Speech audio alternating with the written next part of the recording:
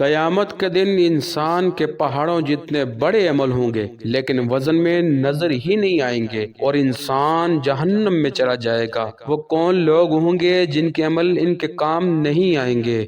رسول اللہ صلی اللہ علیہ وآلہ وسلم نے میرے زانوں پر اپنا ہاتھ مار کر فرمایا، ابو ہریرہ، یہ وہ پہلے 3 شخص ہیں جن سے قیامت کے دن جہنم کی آگ پھڑکائی جائے گی۔ بسم اللہ الرحمن الرحیم۔ السلام علیکم ورحمۃ اللہ وبرکاتہ۔ ایک بہت ہی پیارے تابعی جناب شفیع اصبہی بیان کرتے ہیں کہ وہ مدینہ میں داخل ہوئے، اچانک ایک آدمی کو دیکھا جس کے پاس کچھ لوگ جمع تھے۔ انہوں نے پوچھا کہ یہ کون لوگ ہیں؟ لوگوں نے جواباً عرض کیا، یہ نبی پاک صلی اللہ علیہ وآلہ وسلم کے صحابی جناب ابو ہریرہ رضی اللہ تعالی عنہ ہیں۔ میں بھی ان کے قریب ہوا یہاں تک کہ ان کے سامنے بیٹھ گیا اور وہ لوگوں سے حدیث بیان کر رہے تھے۔ جب وہ حدیث بیان کر چکے اور تنہا رہ گئے تو میں نے ان سے کہا، میں آپ سے اللہ کا بار بار واسطہ دے کر پوچھ رہا ہوں کہ آپ مجھ سے ایسی حدیث بیان کیجئے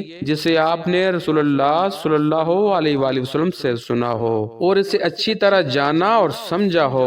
ابو ہریرہ رضی اللہ تعالیٰ عنہ نے فرمایا، ٹھیک ہے، یقیناً میں تم سے ایسی حدیث بیان کروں گا جسے مجھ سے رسول اللہ صلی اللہ علیہ وآلہ وسلم نے بیان کیا ہے اور میں نے اسے اچھی طرح جانا اور سمجھا ہے۔ پھر ابو ہریرہ رضی اللہ تعالیٰ عنہ نے زور کی چیخ ماری اور بے ہوش ہو گئے۔ تھوڑی دیر بعد جب افاقہ ہوا تو فرمایا، یقیناً میں تم سے وہ حدیث بیان کروں گا جسے رسول اللہ صلی اللہ علیہ وآلہ وسلم نے مجھ سے اسی گھر میں بیان کیا تھا جہاں میرے سوا کوئی نہیں تھا۔ پھر دوبارہ ابو ہریرہ نے چیخ ماری اور بے ہوش ہو گئے۔ پھر جب افاقہ ہوا تو اپنے چہرے کو پونجا اور فرمایا، ضرور میں تم سے وہ حدیث بیان کروں گا جس سے رسول اللہ صلی اللہ علیہ وآلہ وسلم نے مجھ سے بیان کیا ہے اور اس گھر میں میرے اور آپ کے سوا کوئی نہیں تھا۔ پھر ابو ہریرہ رضی اللہ تعالیٰ عنہ نے زور کی چیخ ماری اور بے ہوش ہو کر منہ کے پل زمین پر گر پڑے۔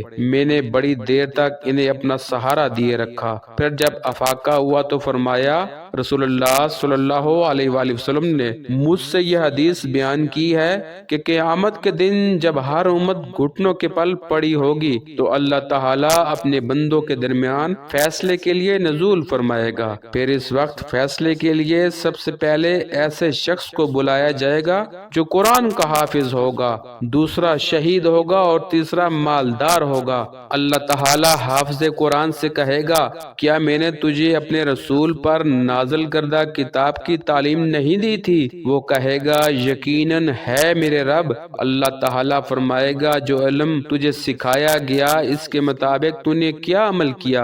وہ کہے گا، میں اس قرآن کے ذریعے راتوں دن تیری عبادت کرتا تھا، لوگوں کو پڑھاتا تھا، جلسے کرتا تھا۔ اللہ تعالیٰ فرمائے گا، تو نے جھوٹ کہا ہے۔ ہائے ہائے ہائے! ناظرین، کیا منظر ہوگا جب مالک بول دے گا، تو جھوٹ بول رہا ہے، ساری زندگی کے اعمال ضائع ہو جائیں گے۔ کیا سہارا ہوگا اس وقت؟ اور فرشتے بھی اس سے کہیں گے کہ تو نے جھوٹ کہا۔ پھر اللہ تعالیٰ کہے گا، قرآن سیکھنے سے تیرا مقصد یہ تھا کہ لوگ تجھے قاری کہیں، لوگ کہیں کہ دیکھو کتنا اچھا پڑھتا ہے، سو تجھے کہا گیا۔ پھر صاحب مال کو پیش کیا جائے گا اور اللہ تعالیٰ اس سے پوچھے گا کہ میں نے تجھے ہر چیز کی وسعت نہ دے رکھی تھی اور تیری سوچ سے زیادہ مال دیا، یہاں تک کہ تجھے کسی کا محتاج نہیں رکھا؟ وہ عرض کرے گا، یقیناً میرے رب۔ اللہ تعالیٰ فرمائے گا، میں نے تجھے جو چیزیں دی تھیں اس میں کیا عمل کیا؟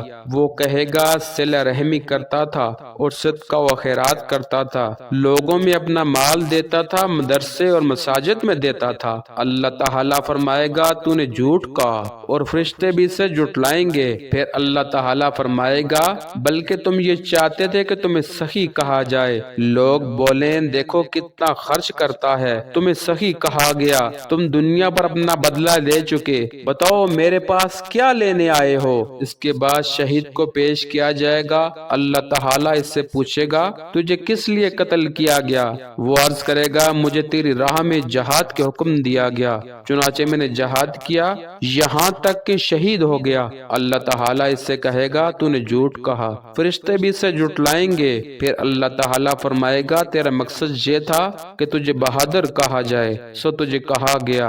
لوگ بولیں دیکھو یہ دشمن سے نہیں ڈرتا، تو تم تو سب لوگوں کو دکھانے کے لیے کرتے رہے، اور لوگ بولتے رہے بڑا بہادر ہے، میرے پاس تمہیں دینے کے لیے کچھ نہیں ہے۔ فرشتے ان تین بندوں کو سنگلوں کے ساتھ باندھ دیں گے اور ان کو گھسیٹ کر جہنم میں پھینک دیں گے۔ پھر رسول اللہ صلی اللہ علیہ وآلہ وسلم نے میرے زانوں پر اپنا ہاتھ مار کر فرمایا، ابو ہریرہ یہ وہ پہلے تین شخص ہیں جن سے قیامت کے دن جہنم کی آگ بھڑکائی جائے گی۔ نبی پاک صلی اللہ علیہ وآلہ وسلم نے فرمایا، ایک بندے کا دل کیا کہ میں اللہ کے راستے میں خرچ کروں اور خالص ہو کر کروں، ایک مجھے پتا ہو اور دوسرا میرے اللہ کو پتا ہو۔ وہ رات کو مال لے کر نکلا، پیسے لے کر نکلا، رات کی تاریکی میں ایک بندے کو ہاتھ میں پیسے دے کر واپس آ گیا۔ اگلے دن لوگوں میں شور شروع ہو گیا کہ او کسی نے چور کو صدقہ دے دیا، یہ تو کوئی پاگل ہی آدمی ہے جو چور کو صدقہ دے کر آ گیا ہے۔ وہ پریشان ہو گیا کہ یہ کیا ماجرا ہو گیا۔ لوگوں کو پتہ لگ گیا۔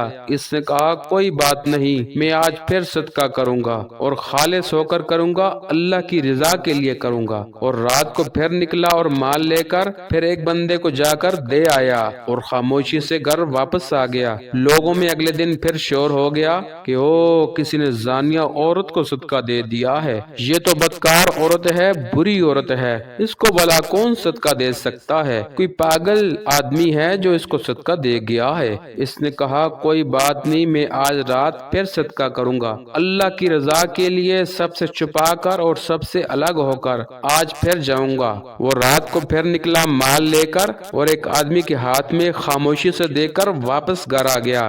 صبح پھر لوگوں نے رولا ڈال دیا، او کسی نے کنجوس کو صدقہ دے دیا ہے۔ وہ بڑا پریشان ہوا، اللہ پاک نے آسمان سے فرشتہ نازل کر دیا۔ اس نے کہا او اللہ کے بندے تو نے 3 دن صدقہ کیا ہے، خلوص نیت سے کیا ہے، خالص اللہ کی رضا کے لیے کیا ہے، گھبراؤ نہیں۔ وہ جو مال تمہارا مال خالص مال ہے، جانتے ہو اس کا کیا فائدہ ہوا؟ پہلے دن تم نے ایک چور کو صدقہ دیا، جب تمہارے خالص مال کی برکت اس کے ہاتھ پر لگی تو اس نے سوچا کہ یار میں رات کو لوگوں کی چوریاں کرتا ہوں تو اللہ پاک مجھے خود ہی دے رہا ہے، تمہارے اس مال کی وجہ سے اس نے رات کو چوری کرنا چھوڑ دی۔ دوسرے دن تم نے ایک زانیہ عورت کو صدقہ دیا، جب تمہارے خالص مال اس کے ہاتھ پر لگا تو اس کی برکت پورے جسم میں پھیل گئی۔ اس نے کہا اللہ میں پیسے کے لیے بدکاریاں کرتی پھر رہی تھی، لیکن تم مجھے خود ہی دے رہے ہو، لہٰذا آج کے بعد میں بدکاری نہیں کروں گی۔ تیسرے دن تم نے کنجوس کو صدقہ کیا، تمہارا خالص مال اس کے ہاتھ پر لگا،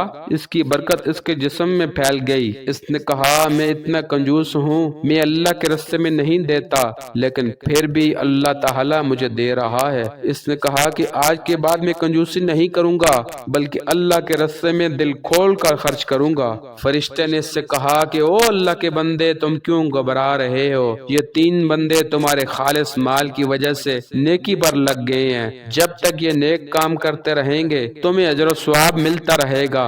حضرات جس کو دکھانا ہے وہ اوپر بیٹھا ہے، اس کے لیے عمل کیا کرو، لوگوں کے لیے نہیں۔ اس سے پہلے جتنی بھی ریاکاری کر لی ہے اس سے توبہ کر لیجئے اور آئندہ کے بعد خالص ہو کر اللہ کی رضا کے لیے نیک کام کیجئے۔ ریاکاری بہت ہی برا عمل ہے، اس سے بڑے بڑے عمل ضائع ہو جاتے ہیں، انسان جہنم میں چلا جاتا ہے۔ اللہ پاک ہمیں اس سے محفوظ فرمائے، آمین۔ ناظرین کامنٹ باکس میں اللہ کے ناموں میں سے ایک نام لازمی لکھیں۔ ویڈیو اچھی لگے تو لائک کر دیں، چینل کو سبسکرائب کر دیں اور ساتھ میں لگا بیل آئیکن کا بٹن دبا دیں۔ جزاک اللہ۔